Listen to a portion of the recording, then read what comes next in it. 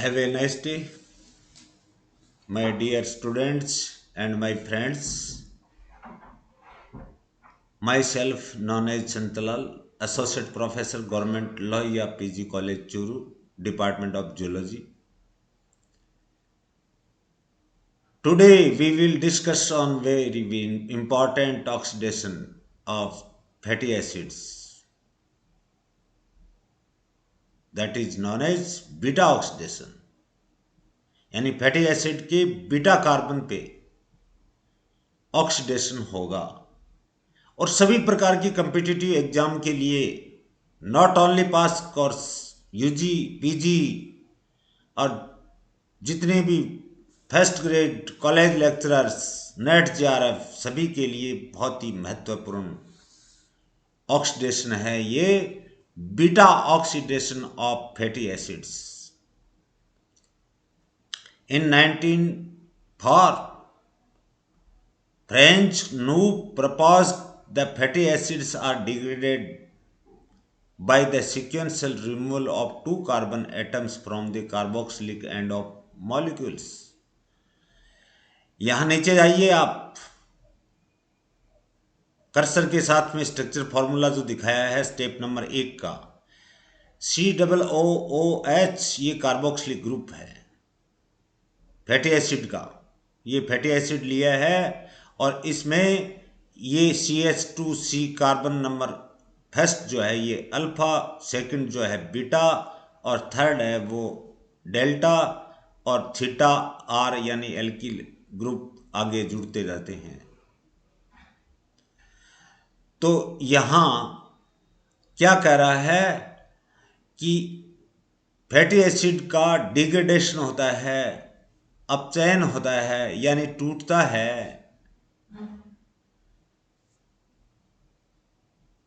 sequential removal of two carbon atom units from the carboxylic end of molecule, यानी fatty acids के अंदर क्रमबद्ध तरीके से दो कार्बन यूनिट्स जो होती हैं वो फ्री हो जाएंगी, स्वतंत्र हो जाती हैं।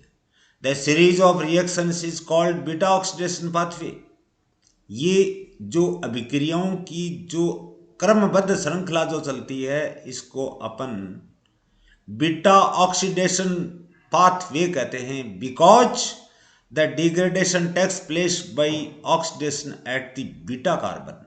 फैटी एसिड की बीटा यानी ये इस कार्बन पे ऑक्सीडेशन होने के कारण से इस मार्ग को बीटा ऑक्सीडेशन, बीटा कार्बन पे होने वाले ऑक्सीडेशन को बीटा ऑक्सीडेशन पाथवे कहते हैं। The process takes place in mitochondria and catalyzed by enzyme known as collectively। ये माइटोकॉन्ड्रिया के अंदर क्रिया संपन्न हो रही है और उत्प्रेरित हो रही है कई प्रकार के एंजाइम्स के द्वारा, जिनको सामूहिक रूप से अपन फैटी एसिड ऑक्सीडेजेज कहते हैं या ऑक्सीडेज कहते हैं। Complete process is divisible into 5 steps या completed in 5 steps. The process takes place in following 5 steps. Step number first, activation हो रहा है, फैटी एसिड का एक्टिवेशन हो रहा है in the presence of coenzyme A. Fatty acids are activated before their entry into the mitochondrial matrix.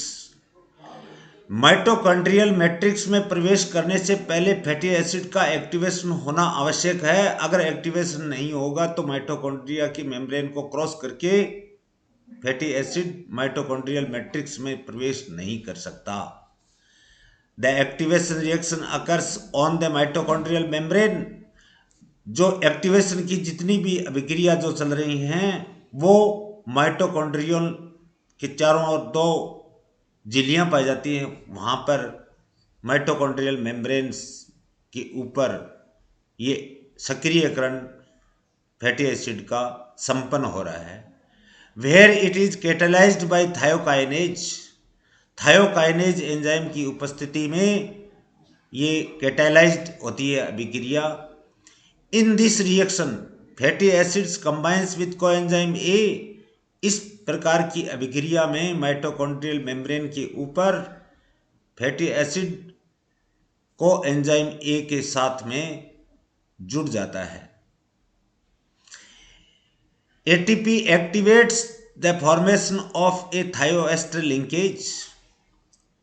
ATP जो होती है, एटीपी की उपस्थिति में ही ये यानी energy in the form of ATP की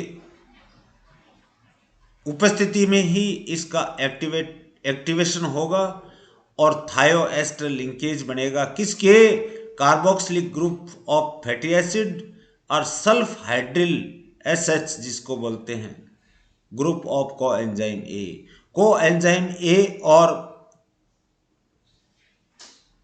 फैटी एसिड के कार्बोक्सिलिक ग्रुप के बीच के अंदर थायोएस्टर लिंकेज बनता है। सल्फ हाइड्रिल ग्रुप का दूसरा नाम है थायोहाइड्रिल ग्रुप, सल्फाहाइड्रिल ग्रुप, किसी भी नाम से पुकारा जा सकता है, but sulph hydryl is appropriate group, functional group.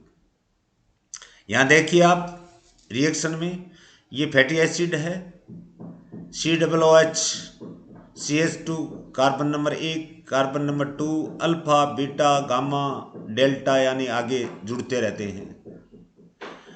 और कोएंजाइम ए HSCOA इसके द्वारा रिवर्सिबल रिएक्शन द्वारा थायोकाइनेज एंजाइम की उपस्थिति में और एटीपी के द्वारा इनका एक्टिवेशन होता है। ATP converts into adenosine monophosphate. ये ट्राइफॉस्फेट जो है वो मोनोफॉस्फेट में बन गई। इसका मतलब 2 इनऑर्गेनिक फॉस्फेट रिमेनिंग बच गए, वो 2 इनऑर्गेनिक फॉस्फेट दिखा रहा हूं मैं आपको, PPI, दोनों इनऑर्गेनिक फॉस्फेट्स हैं। ये माइटोकॉन्ड्रियल मेम्ब्रेन के ऊपर एक्टिवेशन हो रहा है in the presence of ATP, यानी दिस प्रोसेस रिक्वायर्स, इसमें एटीपी की आवश्यकता होगी, बट यहाँ कोएंजाइम ए साथ में फैटी एसिड के साथ में जुड़ेगा तब इसका एक्टिवेशन होगा। अब अपने पास प्रोडक्ट क्या बना है? RCH2 CH2 CH2 COO same आ रहा है, यहां से H2O निकल गया।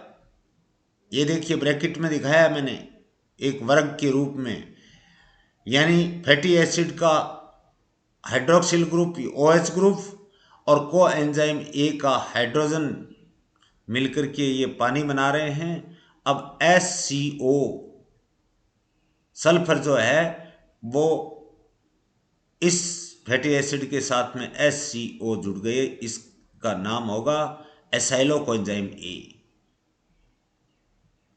समझ में आ गया होगा? फैटी एसिड के साथ में कोएंजाइम ए बन रहा है, हाइड्रोलाइसिस हो रहा है और पानी निकल रहा है। कौन सा पानी? फैटी एसिड का OH और कोएंजाइम का H मिलकर के H2O का निर्माण करते हैं। स्टेप नंबर फर्स्ट हुआ ये।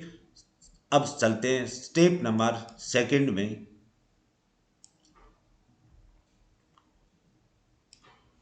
सेकंड से पहले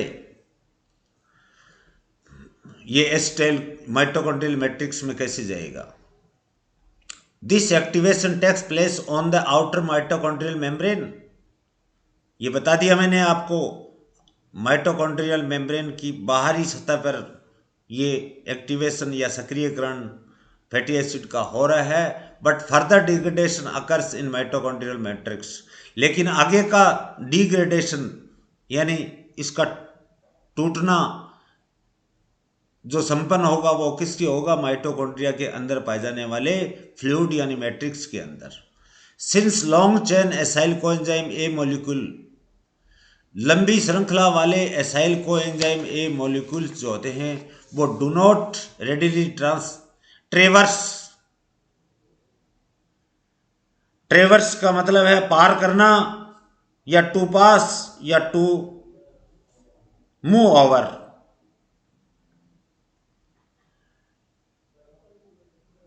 द इनर माइटोकॉन्ड्रियल मेम्ब्रेन, बाहरी माइटोकॉन्ड्रियल मेम्ब्रेन से ये इनर दो मेम्ब्रेन पाई जाती है, आउटर एंड इनर। इनर के ऊपर क्यों नहीं आता? देयर इज ए प्रोविजन, इसको लाने के लिए एक साधन है, एक वाहक है, प्रोविजन है for a special transport mechanism. इसको आउटर माइटोकॉन्ड्रियल मेम्ब्रेन से इनर माइटोकॉन्ड्रियल मेम्ब्रेन और मैट्रिक्स में लाने के लिए एक ट्रांसपोर्ट मैकेनिज्म, जिसको अपन कार्निटीन कहते हैं, उसकी आवश्यकता पड़ती है। अब कार्निटीन क्या है? एक क्वाटरनरी अमोनियम कंपाउंड होता है और ट्रांसपोर्ट्स करता है लॉन्ग चेन फैटी एसिड्स को इनटू द माइटोकॉन्ड्रिया, और किसके लिए? To be oxidized for energy production. ये कार्निटीन क्या? What do you know about carnitine? Carnitine एक quaternary, it is a quaternary ammonium compound and transports long chain fatty acids into mitochondria या mitochondrion, एक वचन में बोलेंगे सिंगुलर में, for the oxidation of fatty acid to provide energy, जिसके कारण से ऊर्जा का निर्माण होगा। ये कार्निटीन जो है वो carries long chain activated fatty acids यानी एसाइल कोएंजाइम ए जो पीछे बना है वो इनटू माइटोकॉन्ड्रियल मैट्रिक्स। वो माइटोकॉन्ड्रियल मैट्रिक्स में अब कार्निटीन के द्वारा आउटर मेम्ब्रेन से इनर मेम्ब्रेन से होता हुआ मैट्रिक्स में, माइटोकॉन्ड्रियल मैट्रिक्स में पहुंच गया। स्टेप नंबर सेकंड, ऑक्सीडेशन हो रहा है, फास्ट ऑक्सीडेशन हो रहा है डीहाइड्रोजनेस एंजाइम की उपस्थिति में, और एसाइल कोएंजाइम ए बना है तो एसाइल कोएंजाइम ए डीहाइड्रोजनेस होगा। तो removal of 2 hydrogen atoms, 2 hydrogen atoms remove हो रहे हैं from alpha and beta carbon of acyl coenzyme A. Alpha and beta, ये अल्फा और बीटा, ये देखिए आप कर्सर के साथ में रखिए, ये एसाइल कोएंजाइम ए के अंदर CH2 पहला है, इस फंक्शनल ग्रुप CO के पास पड़ा, ये अल्फा है, ये बीटा है, इन दोनों के ऊपर से एक एक हाइड्रोजन एटम्स का रिमूवल होता है, और resulting in the formation of enoyl coenzyme A. Coenzyme FAD accept this release hydrogen atoms. अब ये जो हाइड्रोजन एटम्स रिलीज हुए हैं, निर्मुक्त हुए हैं, उनको FAD अपने साथ पकड़ लेता है, और ऑक्सीडाइज्ड अवस्था में जो FAD पड़ी है वो FADS2 में प्रवेश कर जाती है, और FADS2 रिड्यूस्ड अवस्था में है, साइटोक्रोम पाथवे में जाने के पश्चात अपने को 2 ATP मॉलिक्यूल्स प्रोवाइड करती है। अब देखिए 2 हाइड्रोजन एटम्स जो हैं वो FAD एक्सेप्ट स्वीकार कर रही है, अपने साथ ले रही है, और ऑक्सीडाइज्ड फॉर्म को ये रिड्यूस्ड फॉर्म FADS2 में बदलती है।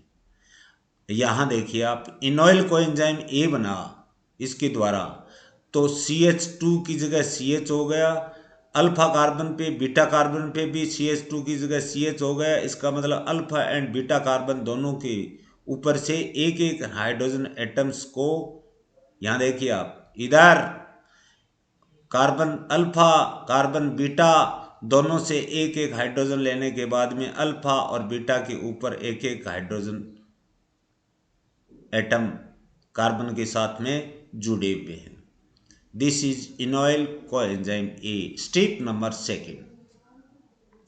स्टेप नंबर थर्ड, अब यहां पे एडिशन ऑफ वाटर, हाइड्रोजन जुड़ेगा अल्फा कार्बन पे, हाइड्रोक्सिल ग्रुप जुड़ेगा बीटा कार्बन पे, वापिस जुड़ जाएगा, हाइड्रोजन जुड़ेगा। देखिए आप, ये है इनॉइल कोएंजाइम ए जो पीछे वाला प्रोडक्ट है,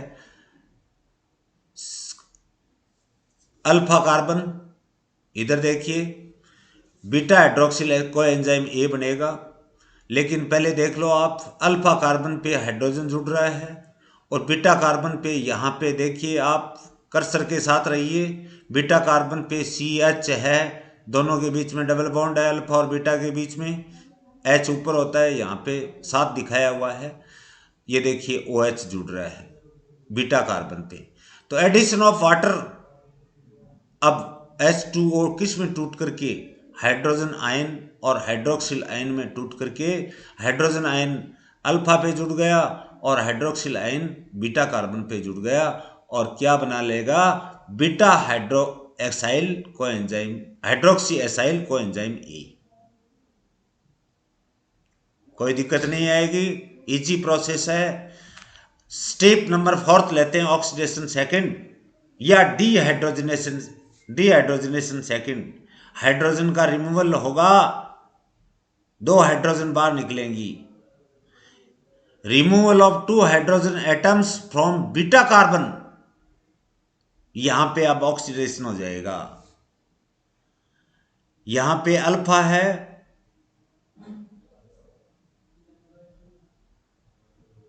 और ये बीटा है, ये डेल्टा है, ये beta hydroxy acyl coenzyme ए की बात कर रहा हूं मैं।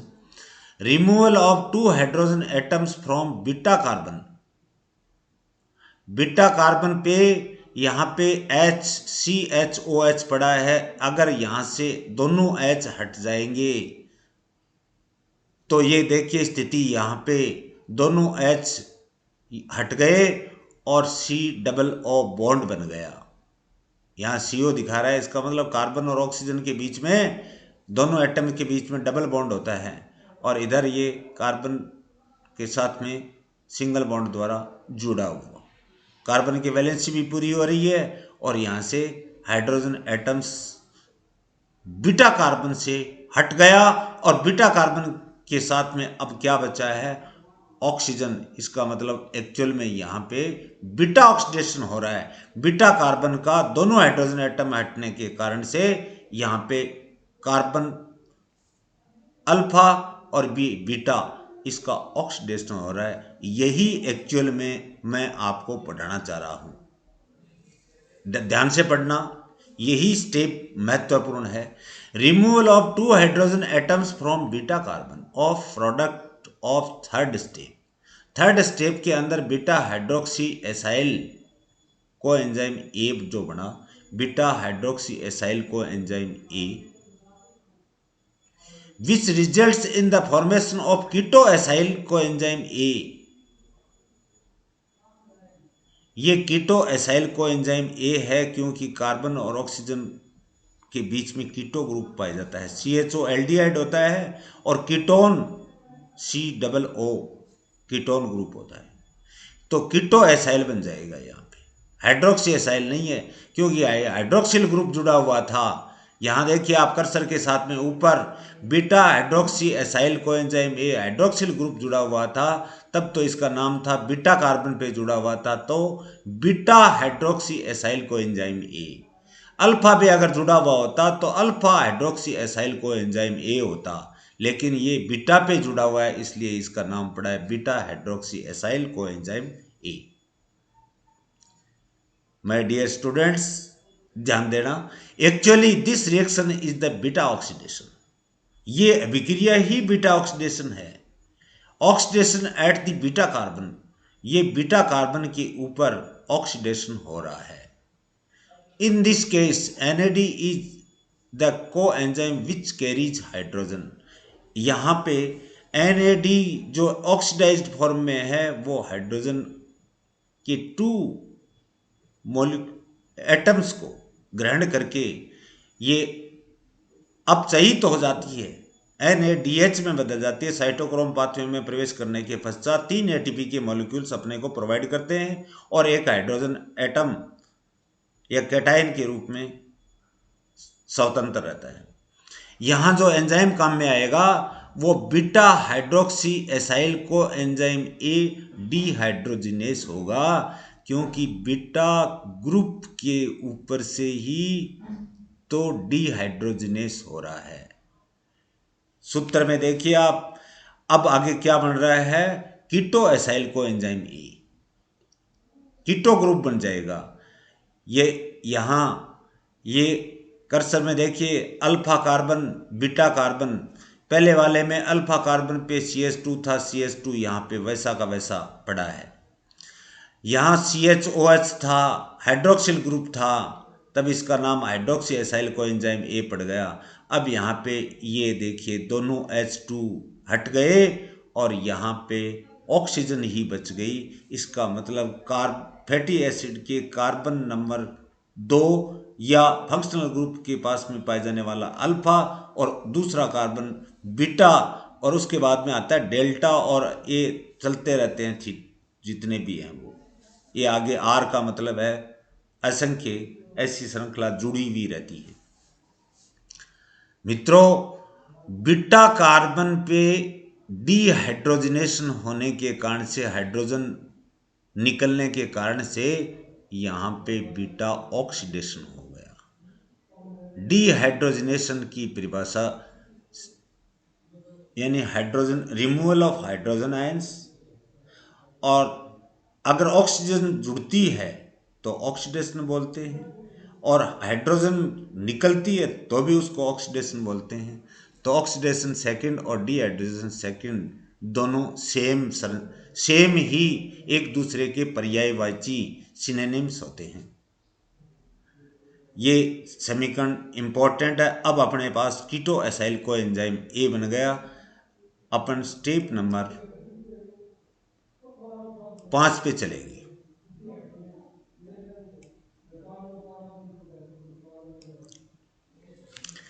अब जो कीटो एसाइल कोएंजाइम ए बना, उसका विदलन होगा, टूटेगा, ये क्लीवेज होगा, थायोलाइसिस कहते हैं जिसको।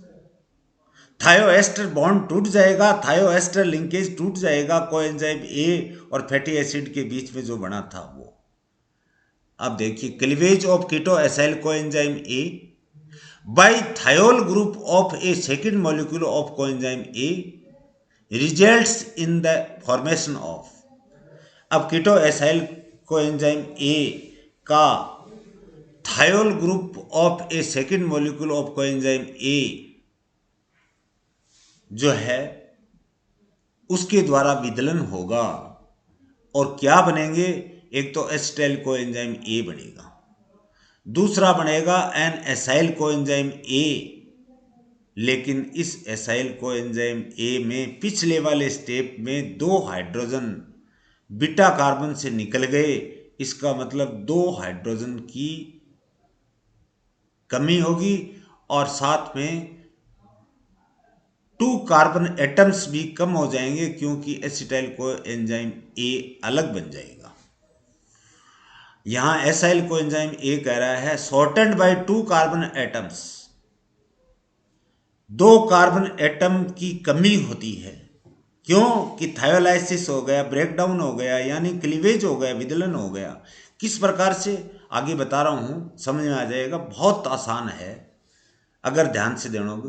Then the original acyl coenzyme A, जो ओरिजिनल एसाइल कोएंजाइम ए था उसकी तुलना में यहाँ पे जो अपने पास एसिटाइल कोएंजाइम ओ ए और एसाइल कोएंजाइम ए, जो एसाइल कोएंजाइम ए जब बनेगा तो इस एसाइल कोएंजाइम ए के अंदर 2 कार्बन के एटम्स कम होंगे। Then the original coenzyme acyl coenzyme A molecule which underwent oxidation. अब ये ऑक्सीडेशन में चले जाते हैं। अब देखिए, आप अपने पास पहले क्या था? कीटो एसाइल कोएंजाइम ए चौथे नंबर रिएक्शन के अंदर अपने पास ये प्रोडक्ट बना था। यहां देखिए बीटा ऑक्सीडेशन हो रहा था। सूत्र एकदम सरल है, COO, ये थायोएस्टर बॉन्ड है, यूं तीर के निशान से दिखा, थोड़ा तरंग के रूप में दिखाते हैं, लेकिन संभव नहीं हो पाया इसके द्वारा। तो एक ही बात है, HCO कोएंजाइम ए है, और ये अल्फा कार्बन है, बीटा कार्बन का ऑक्सीडेशन हो गया। ये डेल्टा कार्बन है जिसके साथ में हाइड्रोजन जुड़ी हुई है। यहां पे क्या जुड़ रहा है, को एंजाइम ए जुड़ रहा है। ये को एंजाइम ए ही तो इसका क्लीवेज करता है, HSCOA। को एंजाइम ए का सल्फ हाइड्रिल ग्रुप को एंजाइम ए के साथ में जुड़ रहा है। यहां जो एंजाइम काम में आएगा वो थायोलेज होगा। अब क्या बना देखिए, acetyl co enzyme A, acetyl co enzyme A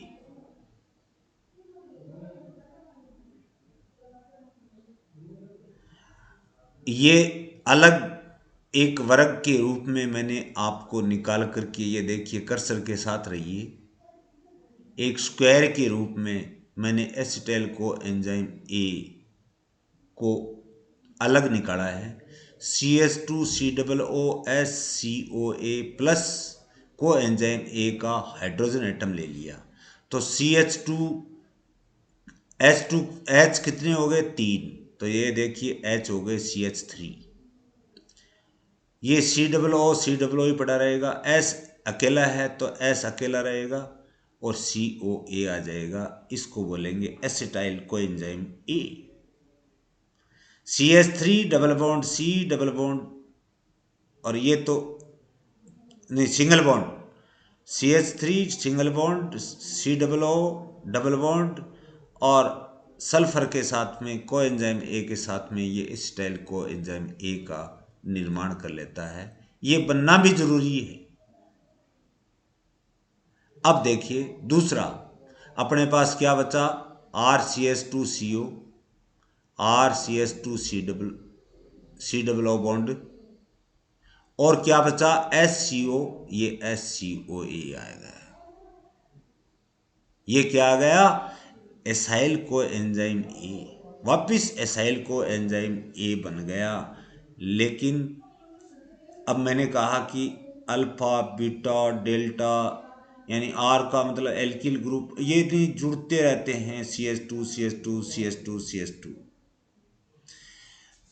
अपने पास जो एक्चुअल में जो था उसमें अल्फा बीटा और डेल्टा 3 कार्बन की यूनिट थी।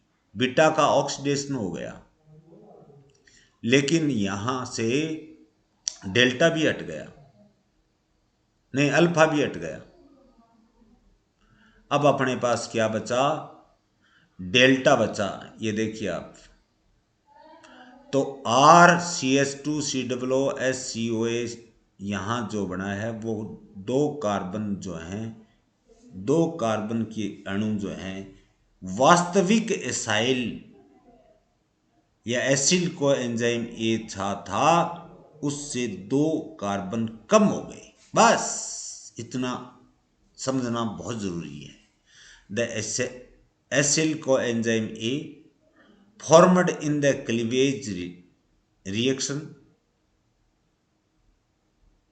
सी छूट गया है, ध्यान देना आप, रिएक्शन लिखा हुआ है, रिएक्शन होता है, छूट जाता है। बहुत बार प्रूफिंग करने के पश्चात भी कई चीजें छूट जाती हैं। Reenters the oxidative pathway at step number 2। अब स्टेप नंबर 2 के अंदर अपने पास क्या बन रहा था, यही बन रहा था एसाइल कोएंजाइम ए। वहां से वापस प्रवेश करने के पश्चात यहां देखिए आप, ये स्टेप नंबर 1 है। ये एसाइल कोएंजाइम ए साइकिल के द्वारा मैंने ये एक पाथवे दिखाया है। ये एक्टिवेशन है, ये देखिए आप एक्टिवेशन है। दूसरे स्टेप के अंदर ऑक्सीडेशन फेस्ट हो रहा है। ये एसाइल कोएंजाइम ए वापस प्रवेश करके reenters in the oxidative pathway, यहाँ ऑक्सीडेशन हो रहा है, oxidative pathway at step number 2। In this pathway a long chain fatty acids में be degraded completely to CH3COCOA।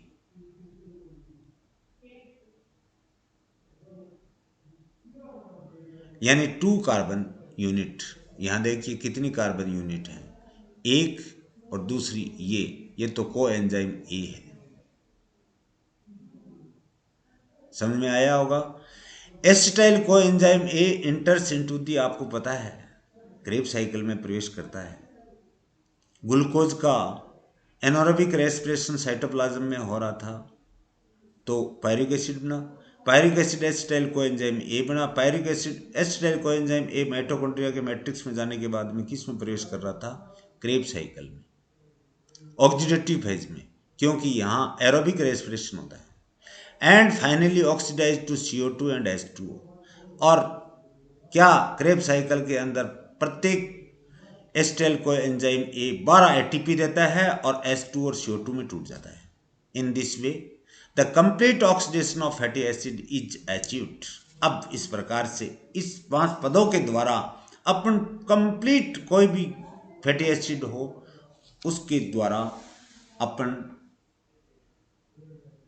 पूर्णतया पूर्ण रूप से ऑक्सीकरण कर लेते हैं या इस प्रावस्था को अचीव प्राप्त कर लेते हैं।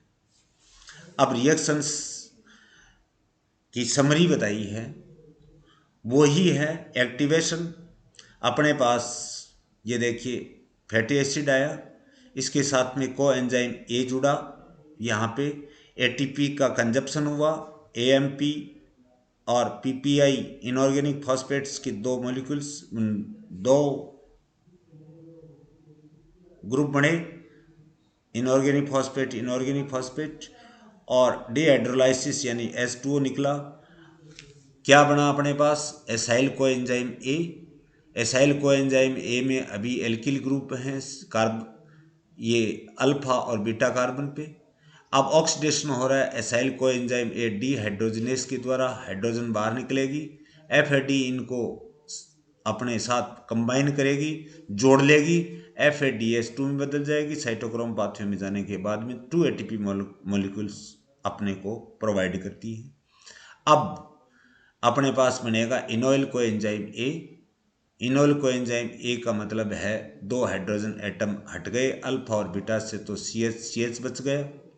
अब हाइड्रेशन हो रहा है, यानी जल जुड़ रहा है, वाटर मॉलिक्यूल जुड़ रहे हैं।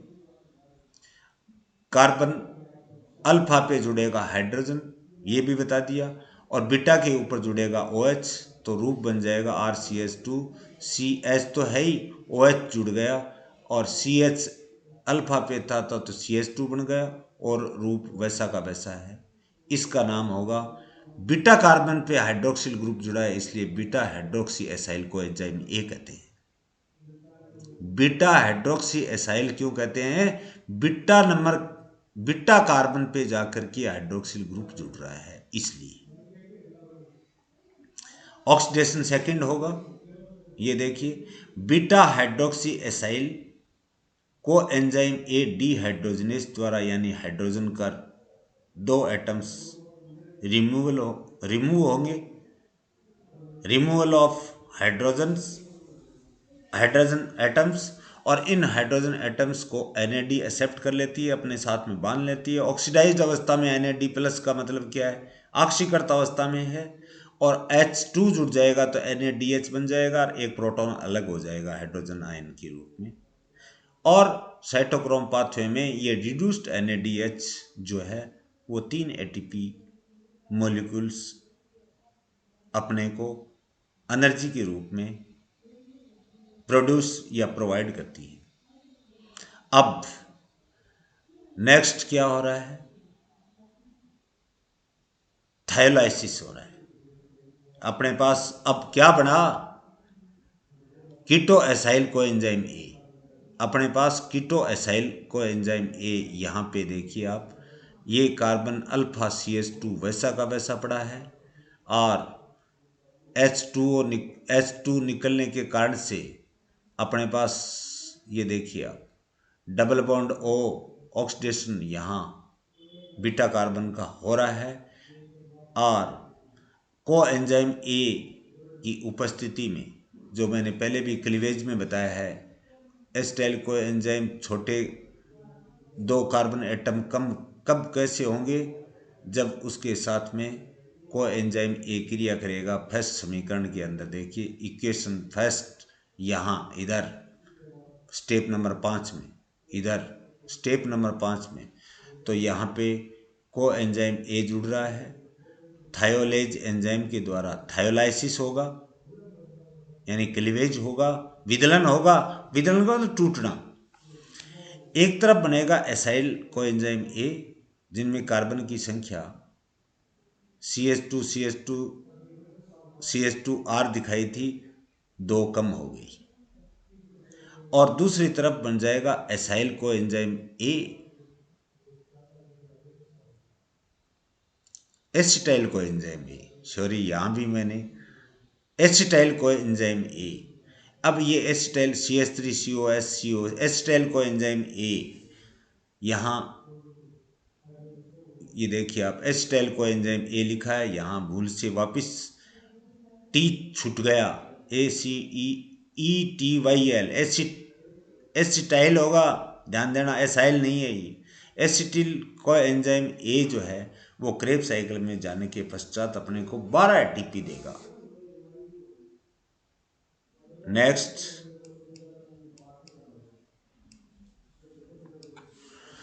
मेटाबॉलिज्म या ऑक्सीडेशन ऑफ ग्लिसरॉल। ग्लिसरॉल और फैटी एसिड्स दो होते हैं फैट्स में। फैटी एसिड्स का तो अपन ने बीटा ऑक्सीडेशन पढ़ा है कि बीटा कार्बन का ऑक्सीडेशन किस प्रकार से हुआ, सीधा सा डीहाइड्रोजनेस के कारण से हुआ कि बीटा कार्बन पे 2 हाइड्रोजन आयन एटम जो थे वो हट गए तो उनका ऑक्सीडेशन हो गया। ग्लिसरॉल जो है वो एक मॉलिक्यूल होता है। It involve phosphorylation of glycerol to glycerol 3 phosphate या 3 फॉस्फोग्लिसल्डिहाइड, दोनों चीजें एक ही हैं, by an enzyme glycerokinase. Glycerol का फॉस्फोराइलेशन होता है और किस में टूटेगा, 3 फॉस्फोग्लिसल्डिहाइड में टूटेगा या ग्लिसरॉल 3 फॉस्फेट में, और एक एंजाइम की आवश्यकता पड़ेगी जिसका नाम है glycerokinase. This process occurs in the liver. ये प्रोसेस कहाँ संपन्न हो रहा है, लीवर में, इंटेस्टाइन में पाई जाने वाली म्यूकोसा में, किडनी के अंदर और लैक्टेटिंग मेमरी ग्लैंड्स, दुग्ध स्त्रवण करने वाली स्तन ग्रंथियों के अंदर। अब ये ग्लिसरॉल के 2 मॉलिक्यूल्स लिए हैं, 2 ग्लिसरॉल, अल्कोहल है ये, OH ग्रुप है जुड़ा हुआ है, इसका मतलब अल्कोहलिक है। इसमें 2 ATP काम में आती है, 2 मॉलिक्यूल्स होते हैं तो अगर एक मॉलिक्यूल होगा तो 1 ATP, और ग्लिसरोकाइनेज द्वारा यहाँ डीहाइड्रोजनेज हो रहा है, NAD NADH में बदल रही है। प्रत्येक NADH जो ऑक्सीडाइज्ड अवस्था में NAD जो थी प्लस वो NADH में बदलती है। साइटोक्रोम पाथवे में जाने के पश्चात एक NADH 3 ATP देती है, तो 3 बन रही हैं तो 9 ATP देंगी। और कितनी ATP यहाँ काम में आ रही हैं, 2 ATP। इसका मतलब नेट गेन अपने को होगा यहाँ पे 7 ATP का। 9 में से 2 काम में आ गई, पे बैक हो गई। और ATP किस में टूट गई, ADP 2 ADP 2 एडिनोसिन डाइफॉस्फेट और एक इनऑर्गेनिक फॉस्फेट में। The 3 phosphoglyceraldehyde is also formed in carbohydrate metabolism, यानी ग्लाइकोलाइसिस के दौरान भी 3 फॉस्फोग्लिसल्डिहाइड बन रहा था कार्बोहाइड्रेट की कैटाबॉलिज्म जब पढ़ रहे थे तब, शुरुआत की ग्लाइकोलाइसिस प्रोसेस में।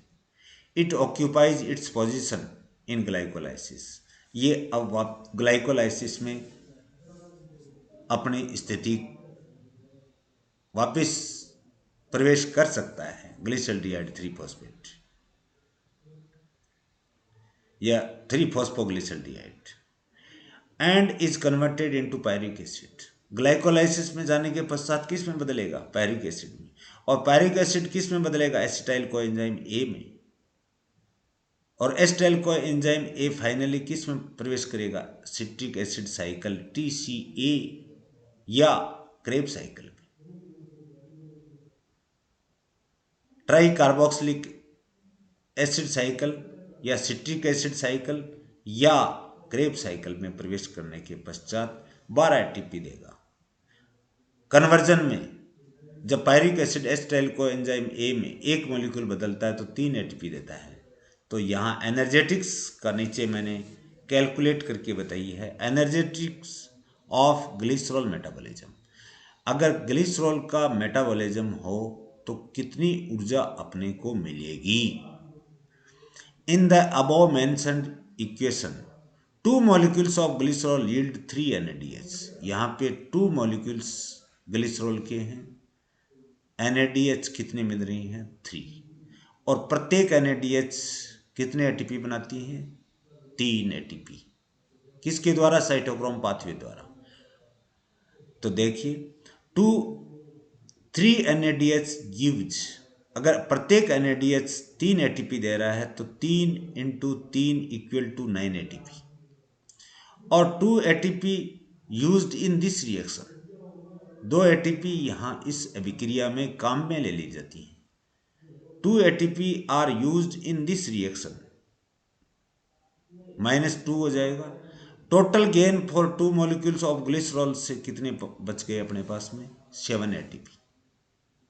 अगर एक ग्लिसरॉल का मॉलिक्यूल होगा तो thus 1 molecule of glycerol while forming 3 phosphoglyceraldehyde will produce 7 का हाफ कितना होगा 3.5 एटीपी। और ग्लाइकोलाइसिस में जब 3 फॉस्फोग्लिसरॉल्डिहाइड पायरिक एसिड में बदलेगा, ग्लाइकोलाइसिस में टोटल बनती तो है 10 एटीपी। 10 में से फर्स्ट और थर्ड स्टेप के अंदर काम में आ गई 8 एटीपी का गेन होता है। लेकिन जहां थर्ड ये 3 फॉस्फोग्लिसरॉल्डिहाइड बनती है वहां पे एक NADH बनती है और एक FAD बनती है। एक FAD का ऑक्सीडेशन होता है और एक NAD का ऑक्सीडेशन होता है। तो टोटल एटीपी कितनी होती है 5 एटीपी। 3 NADH साइटोक्रोम पाथवे द्वारा और 2 FADH साइटोक्रोम पाथवे द्वारा मिलती है। टोटल एटीपी का प्रोडक्शन कितना होगा 5 एटीपी। 5 एटीपी।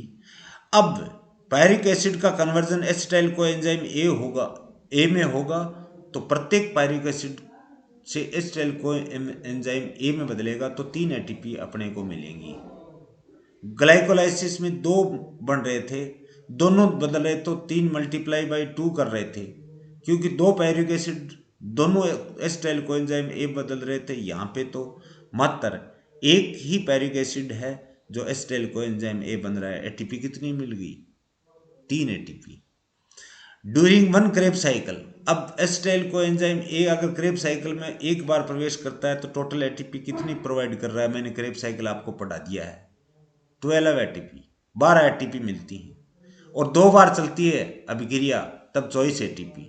तब वहां तो ग्लूकोज के कंप्लीट ऑक्सीडेशन से 38 एटीपी मिल रही थी, 24 अपने को 8 मिल रही थी ग्लाइकोलाइसिस में, 6 मिल रही थी conversion of pyruvic acid into acetyl coenzyme A में, 8 से 14, और 24 एटीपी अपने को मिल रही थी क्रेब साइकिल में, क्योंकि वहां 2 मॉलिक्यूल काम में आ रहे थे। तो 14 और 24 38 एटीपी का गेन हो रहा था। यहाँ पे तो 12 एटीपी एक ही मॉलिक्यूल है, इसलिए एसिटाइल कोएंजाइम एक क्रेब साइकिल में एक ही बार प्रवेश कर रहा है तो 12 एटीपी बनेगी। Thus, complete oxidation of 1 molecule of glycerol will form 23.5 ATP molecules, यानी 23.5 ATP molecules बनते हैं। अब एक्चुअल में क्या होता है, NADH जो है वो साइटोक्रोम पाथवे में जाती है तो 2.5 ATP देती है, लेकिन थ्योरेटिकली अपन क्या पढ़ते हैं 3 ATP। ऐसे ही FADH का अगर साइटोक्रोम पाथवे में जाती है, NADH जाती है तो 2.5 बनती है, थ्योरेटिकली अपन 3 पढ़ रहे हैं। और FADH जब साइटोक्रोम पाथवे में जाती है तो 1.5 ATP बनती है, लेकिन सैद्धांतिक रूप से थ्योरेटिकली अपन क्या पढ़ते हैं 2 ATP। रफली आइडिया ले रहे हैं अपन। ये हुआ ग्लिसरॉल से मेटाबॉलिज्म जो हो रहा है उसके पश्चात मिलने वाली फैटी एसिड्स। अब अगर उसकी बात करें complete oxidation of fatty acid में, अगर कोई मान लो किसी को एक फैटी एसिड कई प्रकार के होते हैं। कोई फैटी एसिड का अगर उदाहरण ले लिया, जैसे मैं बताऊं कि beta oxidation of palmitic acid का उदाहरण लेते हैं, जिसमें कार्बन की संख्या 16 होती है। यहां तो बीटा ऑक्सीडेशन ही समझाया है। अगर पामिटिक एसिड का जिसमें कार्बन 16 होते हैं, alpha beta delta gamma, alpha beta gamma delta, आगे यूं चलता जाता है, तो 129 एटीपी मॉलिक्यूल्स अपने को मिलते हैं। यहां पे ऑक्सीडेशन ऑफ या कैटेबॉलिज्म ऑफ फैटी एसिड नहीं पढ़ रहे हैं, यहां पे बीटा ऑक्सीडेशन पढ़ रहे हैं कि बीटा कार्बन का ऑक्सीडेशन किस प्रकार से संपन्न होता है। अगर ऑक्सीडेशन पढ़ेंगे अलग फैटी एसिड, तो कई प्रकार की फैटी एसिड्स होते हैं।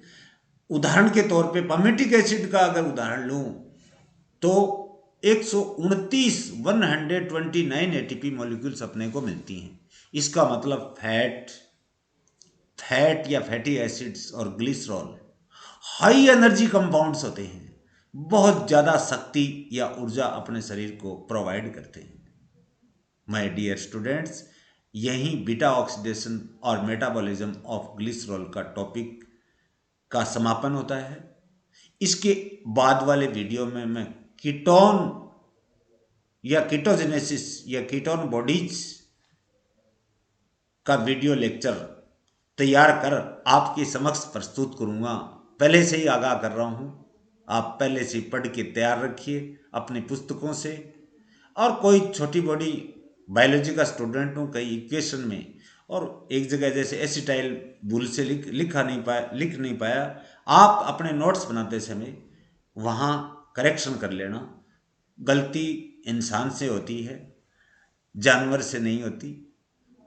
भूलवश ये हुई, सॉरी।